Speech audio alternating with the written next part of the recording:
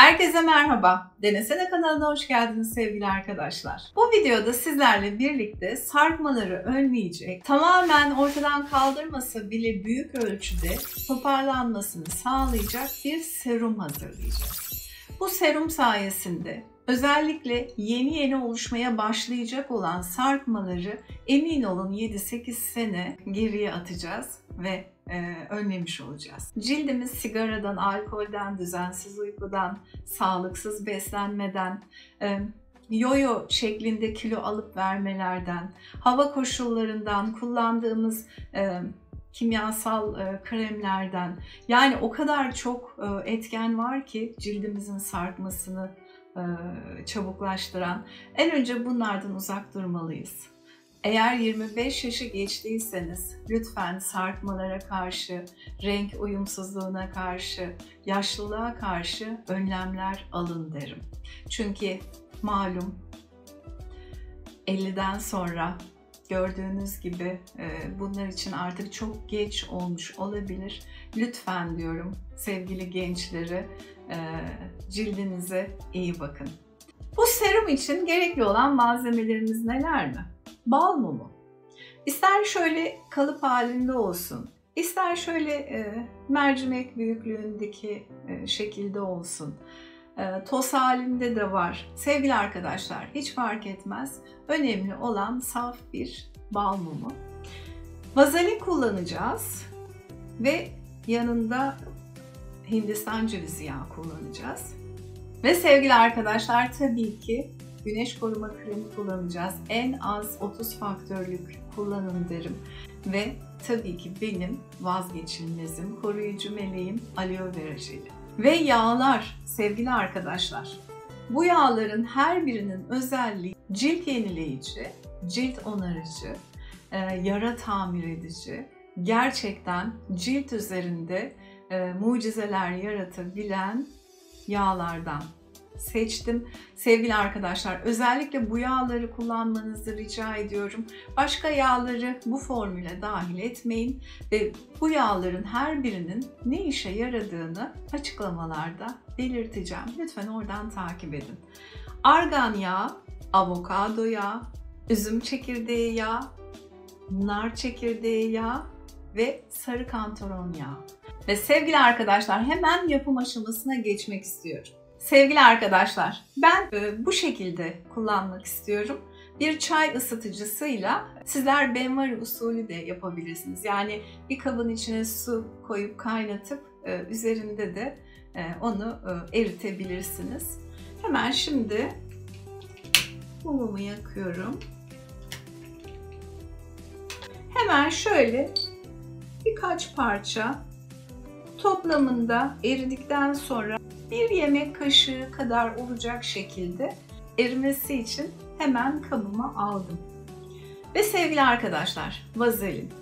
Böyle 1 çay kaşığı kadar vazelini de üzerine ekliyorum. Ve Hindistan cevizi sevgili arkadaşlar, ondan da şöyle 1 çay kaşığı kadar alıyorum ve kabıma dahil ediyorum. Sevgili arkadaşlar, gördüğünüz gibi yavaş yavaş eriyor içerik. Onlar eriyip birbiriyle kaynaşana kadar ben diğer malzemelerimi, yani bu muhteşem yağları birleştirip güzel bir karışım sağlamak istiyorum. Dolu dolu 1 yemek kaşığı, hatta biraz daha fazla koymak istiyorum. 1,5 yemek kaşığı sarı kantaron yağı kabıma aldım.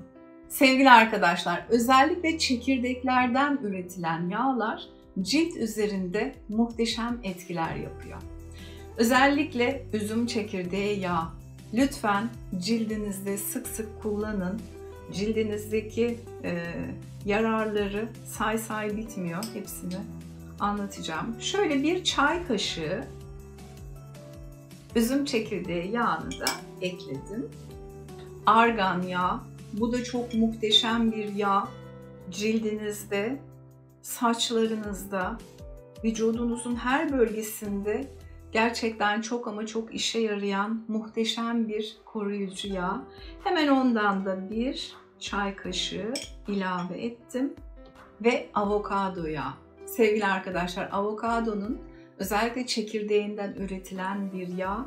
Lütfen bunu da evlerinizden, ciltlerinizden uzakta tutmayın. Hemen ondan da şöyle 1 çay kaşığı ilave ettim. Nar çekirdeği yağı. Lütfen özellikle bu yağları cildinizde bol bol kullanın. Şöyle sayalım. 6, 8, 10 ve 15. 15 damla kadar. Bu da aşağı yukarı bir çay kaşığı kadar da nar çekirdeği yağı ilave ettim.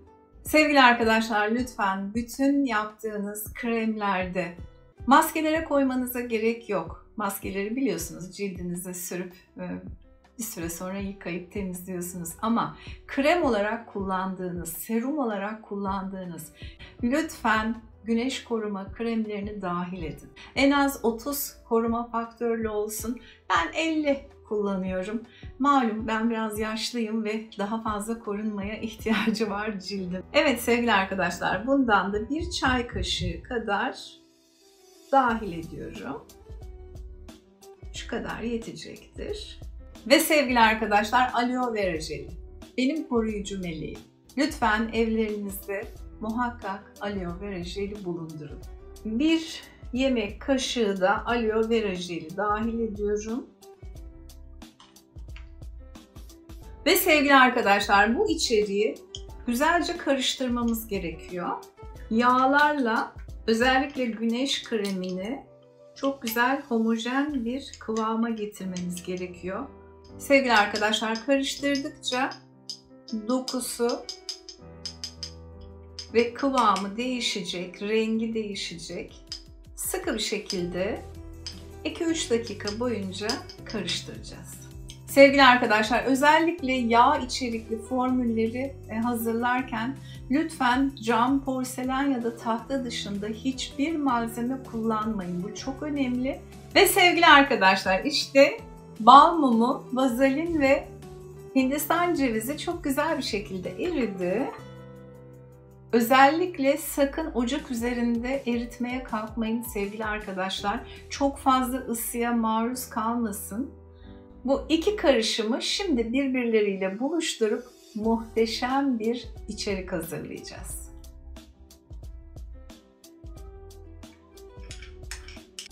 Sevgili arkadaşlar, özellikle bu aşamada karıştırmak çok önemli. Lütfen bıkmadan, usanmadan, sabırla güzel bir şekilde karıştırmanız gerekiyor. Sevgili arkadaşlar, işte kullanıma hazır. Şöyle kabımın içine alıyorum. Sevgili arkadaşlar, hemen uygulamaya geçmek istiyorum. Ben Dermarola kullandığım zamanlarda özellikle bu serum kremi kullanıyorum. İlk önce dezenfekte ediyoruz tabii ki. Sevgili arkadaşlar, Dermarola'yı kullanmayı biliyorsunuz diye düşünüyorum. Eğer bilmeyenler varsa küçük bir hatırlatma yapayım. Sevgili arkadaşlar, cildinizde tamamen ne bir makyaj ne bir krem ne herhangi bir fondöten falan olmayacak tabii ki. Tamamen arınmış ve hiç kaldırmadan aynı şekilde 5 kere yukarıdan aşağıya, aşağıdan yukarıya bu şekilde yapıyoruz. Tam artı şekilde 5 kere şöyle uyguluyoruz. Hafifçe bastırıyoruz. Çok fazla bastırmayın. Sonrasında çapraz olarak 2 kere çapraz, 2 kere çapraz. Sanırım 1200 kadar 1 milim boyunda mikro iğne var üzerinde. Bu sevgili arkadaşlar, Rabbim nasıl güzel yaratmış. Nasıl bir muhteşemliktir bilmiyorum. Akıl sır ermiyor. Yani bu iğneleri cildinize sürdüğünüz anda beyin bütün kan hücrelerini tetikliyor. Hadi diyor, hadi gidin ve o iğneler batan yeri tamamen iyileştirin. Orada güzel bir kan dolaşımı, kan yenilenmesi, işte bir değişim olsun ve oranın iyileşmesini sağlayın diye uyarı gönderiyor ve gerçekten bu uyguladığımız yerin altında ciddi bir yapı çalışması başlıyor. Ve sevgili arkadaşlar, işte bunu ben onun için seviyorum, kullanıyorum. Sizlere de tavsiye ediyorum. Benim şurası için ben hemen onu uygulamak istiyorum.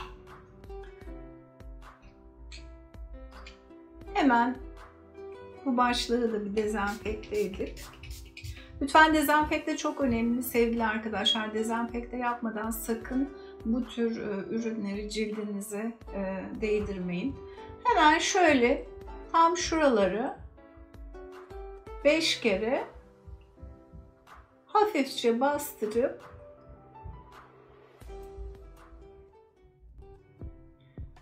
gördüğünüz gibi hemen kızarmaya başladı.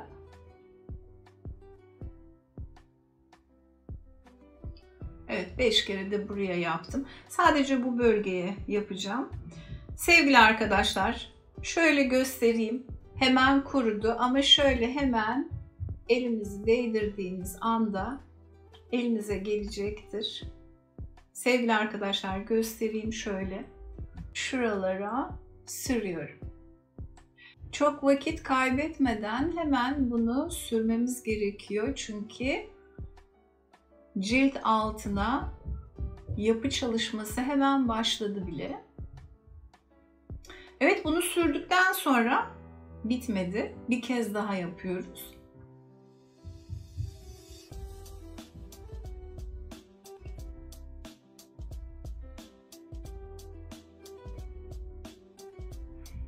Evet sevgili arkadaşlar, şimdi güzelce yedirip bu serumu işlemi bitiriyorum.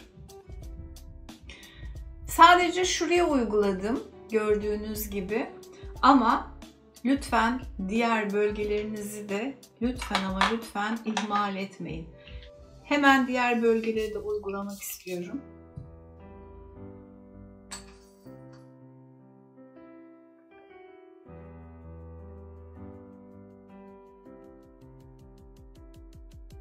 Sadece yüzümün bir tarafına uyguladım sevgili arkadaşlar ve hemen kremimden alıyorum.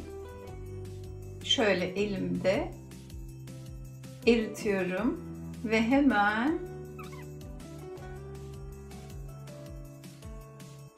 gördüğünüz gibi hemen kızardı. Tabii ki bitmedi. Bir kere daha üzerinden geçiyorum.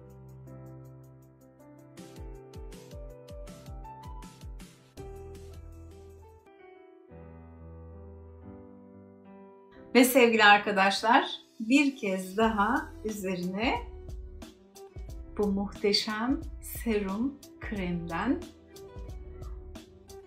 bakın cildime sürer sürmez eriyor ve çok muhteşem bir serum haline geliyor.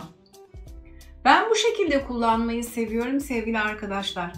Bal mumu koymadan sıvı halde yapabilirdik. Ama emin olun kullanması daha zor oluyor. Sevgili arkadaşlar, özellikle bal mumunun özelliği cildin üzerinde çok güzel bir koruma kalkanı oluşturması. Koruma kalkanı oluşturduktan sonra diğer yağların içine daha güzel, o gözeneklerden daha güzel içine teneffüs edip altyapıda çalışması. Ben bunu seviyorum. Bunu da sizlere tavsiye ederim. Sevgili arkadaşlar, eğer bu formülün katı halde donmasını istemiyorsanız, sıvı halde serum niteliğinde olmasını istiyorsanız bal mumu ve vazelini koymayabilirsiniz. Ama dediğim gibi ben bal mumunun özelliğini de özellikle cildimde kullanmak ve bundan faydalanmak istediğim için bu şekilde yapıyorum. Bu kadar güzel yağların, bu kadar güzel ürünlerin birleşmesiyle kötü bir şey asla yapamazsınız. Sarkan cildiniz yavaş yavaş toparlanacak. Günde 2 kere, 3 kere sürebilirsiniz. İhtiyacınız ne kadarsa, nerelerinizde ihtiyacınız varsa sevgili arkadaşlar. Neredeyse bütün ciltler üzerinde kullanabilirsiniz. Ama tabii ki ilk defa kullanıyorsanız her zaman dediğimiz gibi şöyle bilek içerisinde ya da şöyle boyun arkasında bir sürüp 15-20 dakika bekleyip herhangi bir reaksiyon gösterip göstermediğine bir bakın. Alerjinizin olup olmadığına bir bakın. Sonrasında mutlaka bunu kullanın. Oda sıcaklığında koyu cam bir kavanoz içerisinde saklayın. 1 sene boyunca kullanabilirsiniz. Ben az miktarda yaptım ama siz bolca yapabilir. 1 sene boyunca bunu rahat rahat bütün bölgelerinizde kullanabilirsiniz. Kadın, erkek, genç, yaşlı. Sadece sarkmalar için değil, çatlaklar üzerinde, selülitler üzerinde, kırışıklıklarda, göz etrafında da rahatlıkla kullanabilirsiniz. Çok fazla göz içerisine girmeyin tabii ki. Bütün göz çevresinde de kullanabilirsiniz. Vücudunuzun diğer bölgelerinde de kullanabilirsiniz. Özellikle yanak sarkmalarında, gıdık sarkmasında, vücudunuzun diğer bölgelerinde kilo alım verimiyle gerçekleşmiş olan sarkmalarda, çökmelerde gerçekten çok işinize yarayacak. Yanağımın diğer bölümünü de yapıp bir an önce işlemi bitirmek istiyorum. Sevgili arkadaşlar, gördüğünüz gibi pancar gibi kızardım ama cildimin altında muhteşem bir çalışma var. Bu güzel serum sayesinde ve tabii ki Dermarolla sayesinde bütün cildim yenilenmeye başlayacak. Güzel bir etki gösterecek.